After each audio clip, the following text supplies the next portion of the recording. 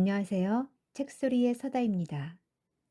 오늘 함께 읽을 세이노의 가르침은 부자들의 쇼윈도 앞에서 서성이지 마라입니다. 우리는 종종 화려한 쇼윈도 앞에서 무의식적으로 발길을 멈춥니다.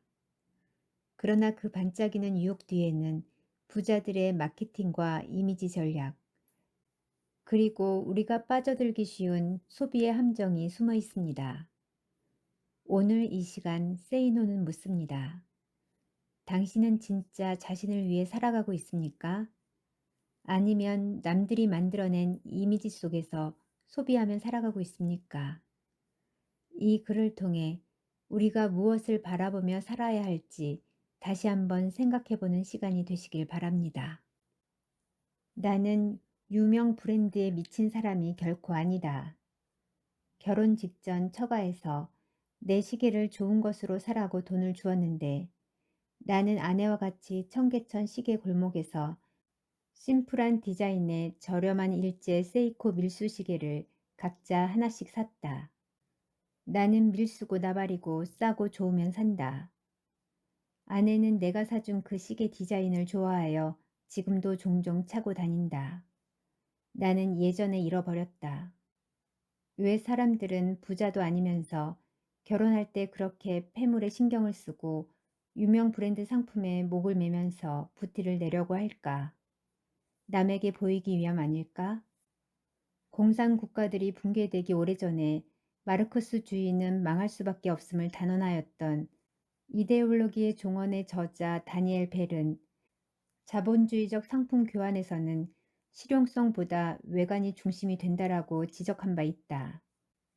폼이 나야 한다는 말이다. 이른바 명품을 본떠 만든 가짜들이 팔리는 이유 역시 남에게 보이고자 하는 마음이 있다. 가짜 핸드백이 워낙 정교해 진짜를 사봐야 구분이 안 되기 때문에 정품이 안 팔린다는 세상.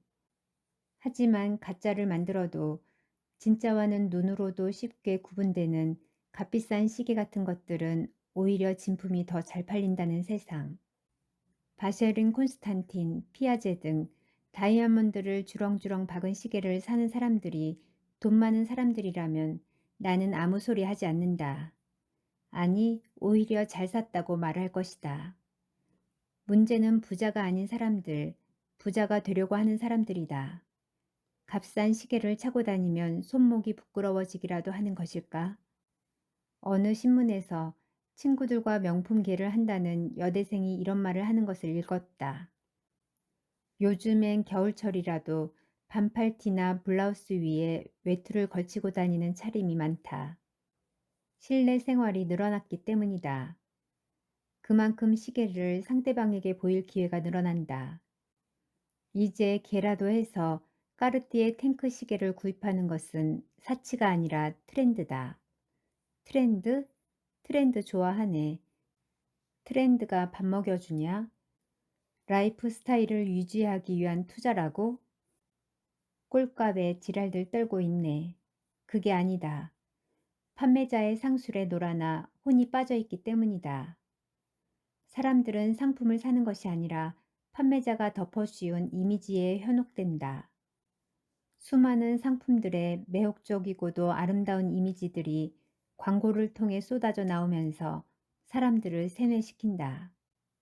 그래서 넥타이를 하나 사더라도 자기 자신의 느낌이 아니라 그 넥타이 뒷면의 상표를 더 중요시한다.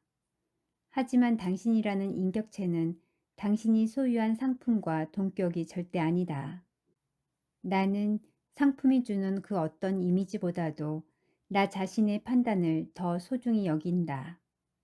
나는 사람들이 아무리 갖고 싶어하는 명품이라고 할지라도 그 흔한 버버리 제품 하나 없고 영국에 살았던 가까운 친구가 선물한 목도리 하나가 있기는 하지만 나는 그 디자인이 싫어서 친구에게는 미안하게도 한 번도 사용하지 않았다. 롤렉스 오메가 시계도 없으며 조르지오 아르마니 양복도 없다. 그 디자인이나 질감이 내 마음에 들지 않기 때문이다.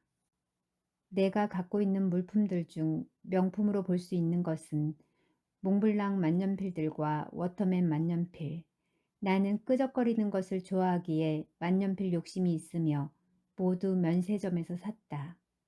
던힐 라이터. 가스를 한 번 넣으면 오래가며 일본의 명품 할인점에서 샀다. 금속재 불가리 시계. 비싼 건 아니고 디자인이 마음에 들었다.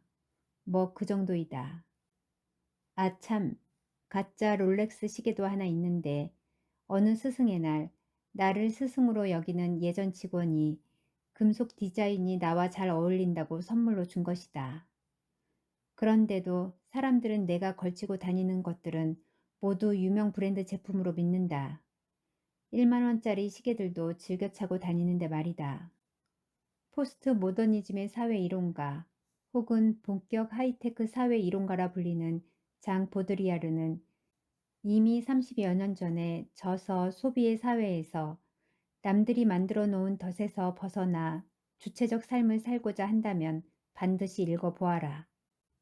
광고, 매스미디어, 에로티시즘, 레저, 아이디어 상품 등이 약속하는 풍요롭고 자유로운 행복한 삶은 거짓 신화에 지나지 않으나 현대인은 그 신화를 믿고 자신의 영혼을 팔아버리고 있음을 지적하였다.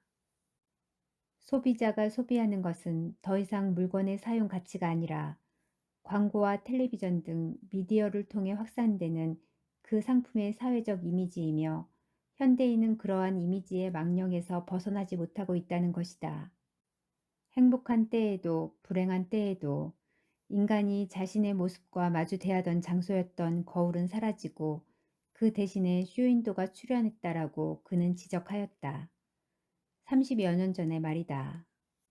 나는 이 책이 예전의 대학가 운동권에서 제국주의 타파 교육에 사용되기도 하였음을 지독히 한심하게 여긴다. 부자들이 돈을 버는 방법 중 하나가 뭔지 아는가? 광고와 쇼윈도를 통해 사람들에게 이렇게 속삭이는 것이다. 너희들 이런 상품 갖고 싶지? 이런 걸 갖고 있어야 너희들 인생이 폼나게 되는 거야. 이 모델들 좀 보렴. 얼마나 아름답고 폼나니? 이게 다 이 물건 덕분이야. 그러니 너희들도 한번 구입해봐. 다른 사람들이 너희를 얼마나 부러워할까? 돈이 없다고? 카드 긁으면 되잖아. 얼마나 좋니? 카드 회사에서 12개월 무이자 할부도 해준다는데 무이자 행사 기간이 끝나서 이자는 내야 한다고? 그깟 놈의 이자가 문제겠니? 사람이 쫀쫀하게 살면 안 되는 거야. 좀 대범해야지. 이자 걱정하지 말고 너희의 인격이 올라간다는 것을 생각해봐. 품위도 생기는 거 아니겠어? 그러니 결단을 내려. 빨리. 아무나 가질 수 있는 게 아니라니까. 대한민국 1%만 가질 수 있다니까. 그래도 이번 달 지출이 계획보다 늘어난다고? 사람이 왜 그러니? 다음 달에 절약하면 될 걸 가지고 말이야. 게다가 2달 후면 보너스도 나올 예정이잖아. 뭘 그렇게 걱정하니? 세이노라는 사람도 걱정은 10분만 하라고 그랬다더라. 벌써 10분 지났다. 그러니 이제 걱정 그만하고 지금 구입하렴. 응? 너희도 이 모델들처럼 완전 킹카되고 퀸카된다니까 그러네. 부자들은 이렇게 속삭이면서 다른 사람들의 호주머니를 노리는데 귀신이다. 정작 자기들은 졸부가 아닌 한 그런 속삭임에는 넘어가지 않는다. 그런 부자들이 만들어 놓은 그 쇼윈도 앞에서 서성대지 말라. 남들이 불어넣은 이미지에 세뇌되고 타인의 판단을 우선시하며 타인에게 보이고자 소유하려는 태도처럼 어리석은 것은 없다. 그런 사람들은 상품뿐만 아니라 돈, 명예, 지위, 학벌 등에 대해서도 스스로의 가치 판단보다는 남들이 불어넣은 이미지에 세뇌되고 타인의 판단을 우선시한다.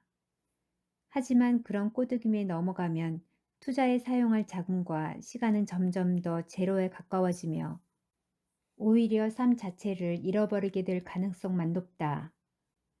부자가 될 사람이 소유하려는 것은 자기 자신의 미래를 위한 재화이지 남에게 지금 보이기 위한 물품이 아니다. 명심해라.